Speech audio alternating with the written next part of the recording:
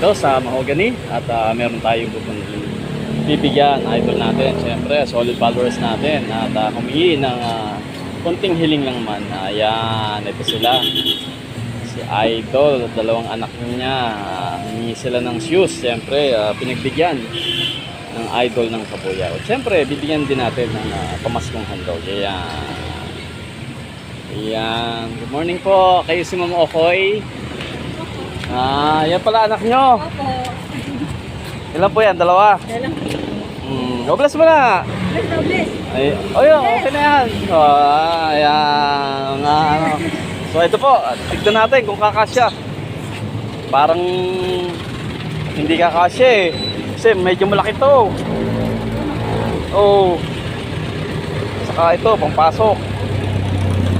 Ayan. Yun. Ayun.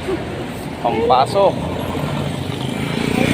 Yan, medyo tumami yung plastic ko Tingin ko na. Ay, tignan mo raw. Yun, tignan daw. Gusto niya kasi magpapalong sa batos. Ayan, kasya ba, Pogi? Hindi ko pa kasi mapapindan eh. Ayan, yun, sakto. Nag-aaral na siya eh. Ayan, ang baby niya.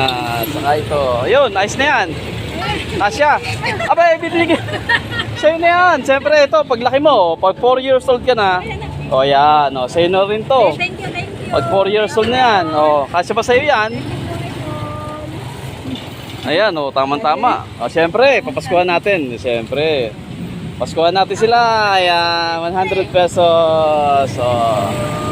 Ayan, mga idol natin, mga solid followers natin dito sa Mahogany Village. Salamat po. Okay, ingat kayo. God bless ka, kuya. Ayan.